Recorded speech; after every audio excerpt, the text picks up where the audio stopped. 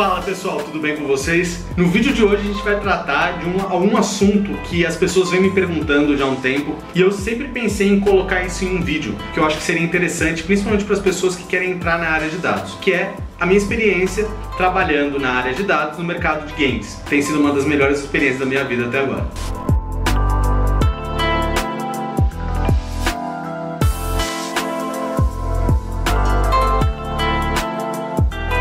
Antes de mais nada, pessoal, deixa o seu like aqui no vídeo, porque o seu like é extremamente importante para o algoritmo do YouTube ranquear esse vídeo para pessoas que têm o mesmo interesse que você. Se você é novo aqui no canal, se inscreve para receber mais vídeos como esse. Não deixa de sinalizar, de apertar esse badalo prateado que se encontra aqui abaixo para receber notificações de todos os vídeos novos que o canal tiver no dispositivo onde você se encontra. A área de games ela vem crescendo muito, ela vem num crescimento meteórico nos últimos anos. Eu não vou trazer números aqui porque facilmente com uma googada vocês conseguem achar esses valores. Então, tanto a área de desenvolvimento quanto a área de dados é uma área muito promissora do mercado de trabalho. A maior parte da minha geração, pelo menos, os meus amigos, o meu círculo social, cresceu jogando. Isso fez com que a gente trouxesse essa paixão de games até agora. Por que não trabalhar com a sua paixão em um mercado em ascensão?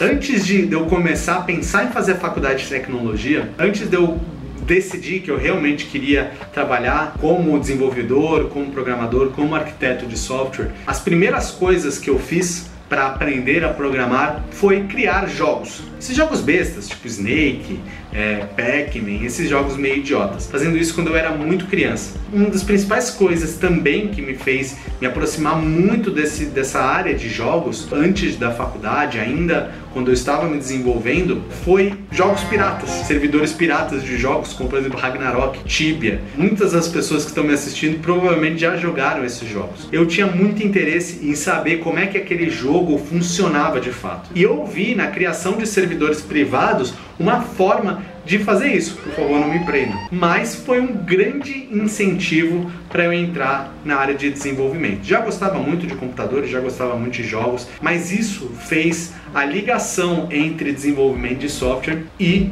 jogos. Então, programar e colocar no ar servidores de RAG, Tibia, Perfect World naquela época me deu uma abrangência sobre todo o processo. Eu tinha que levantar um web, um site, tive que montar um servidor web para fazer isso, eu tive que entender como é que funciona as linguagens. Por exemplo, no Tibia eu usei bastante Lua e C, desenvolver e colocar servidores, trabalhar com IP, muita coisa importante, muitos conceitos importantes, eles são abordados no desenvolvimento de jogos. Isso pode ser um grande gatilho para as pessoas que gostam de jogos entrarem na área de tecnologia. Um pouco do meu passado só para vocês entenderem isso. Quando eu comecei a trabalhar, eu sempre trabalhei muito na área financeira, em tecnologia, mas na área financeira. Muito diferente da área de jogos, né? Não por conta do software. O software, ele resolve problemas e esses problemas às vezes seguem alguns padrões que são comuns em diversos tipos de desenvolvimento de software. Então essa não é a principal diferença. A principal diferença é o ambiente de trabalho. O que você está fazendo, como que você está fazendo, para que você está fazendo. Isso é super importante. Esses caras não vão parar de falar, mano.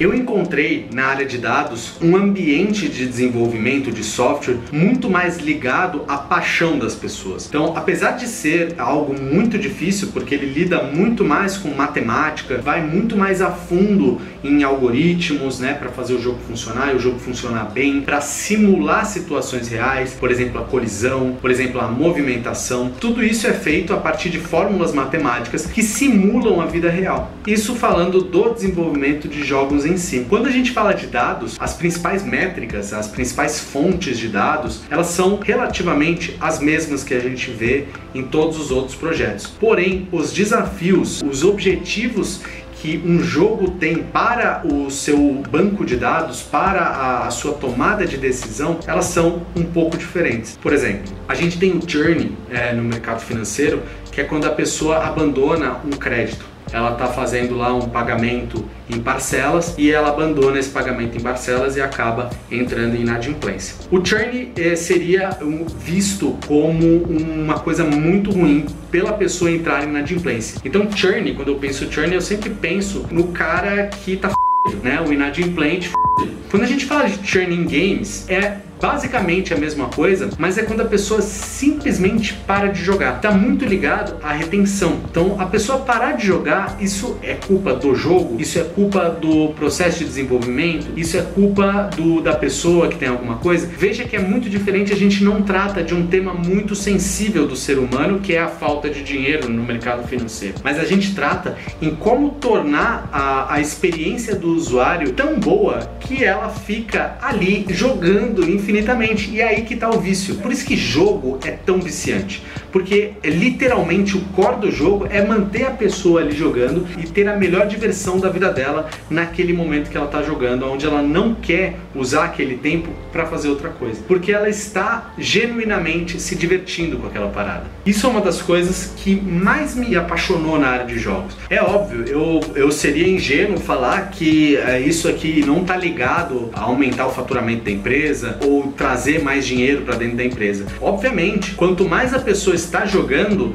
mais pode se mostrar ads, mais tem a chance dela comprar um in-app no jogo. Então é super importante manter a pessoa dentro do jogo, porque tanto a pessoa se diverte mais jogando, quanto a empresa ela vai ganhando mais em cima disso. E isso cria um lindo ciclo simbiótico, onde a pessoa se diverte e a empresa consegue continuar evoluindo e existindo. Agora, falando um pouco de tecnologia na área de dados para jogos, é super importante entender que o jogo ele é como se fosse no seu nascimento um grande streaming, né? Um grande streaming de dados. Dificilmente você vai ter no jogo um processo de batch no jogo em si, né? Você pode ter processos de batch em outros processos da empresa, processos operacionais, mas o jogo em si, o motor, ele é um motor de streaming que fica lançando eventos à medida que os jogadores vão jogando. O processo de batch pode acontecer caso você escolha ter uma arquitetura que vai armazenando em algum lugar e depois manda esse dado de tempos em tempos para um outro local. Mas naturalmente é bem visto como um processo de streaming de dados. O seu jogo lançar dados, né, de cada um dos acontecimentos do jogo para o Data Lake é uma das principais ferramentas, né? Então a gente tem grandes ferramentas de streaming que pode trabalhar com isso. Kafka, Kinesis, NiFi, Storm, todos esses sistemas eles se encaixam muito bem conectando o jogo em si, o analytics do jogo, né, os eventos que acontecem no jogo, transacionais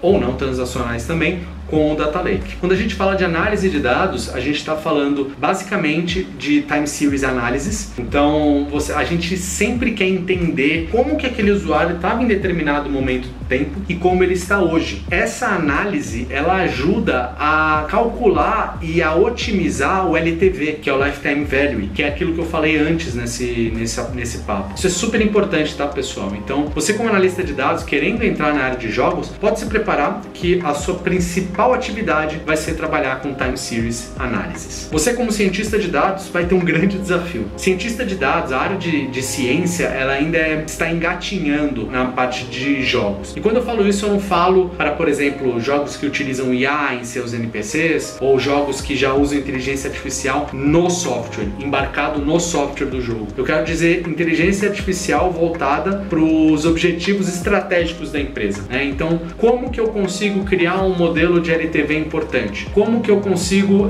fazer um modelo de ROI? Como que eu consigo gerar elementos do jogo a partir de inteligência artificial? Todo esse espectro de coisas onde a gente fala de ciência de dados para a área de negócios em jogos, ela está engatinhando muito, tanto pela parte de não existirem muitas ferramentas de softwares de prateleiras que se comprometam ou se proponham a assumir esse problema, quanto qualquer outra coisa. E é isso aí, galera, esse é o meu espectro geral. Se vocês tiverem alguma dúvida, alguma curiosidade ou se quiserem saber mais sobre essa área, comenta aqui embaixo que eu vou ficar feliz em responder para vocês. Se você ainda não se inscreveu no canal, se inscreva e aperta o sininho prateado para receber notificações no dispositivo onde você se encontra de todos os vídeos novos que o canal lançar. Deixa o seu like se você gostou do vídeo, porque isso é importante para o algoritmo do YouTube divulgar mais esse canal para pessoas que têm o mesmo interesse que você. E é isso aí, um beijo do grego e tchau!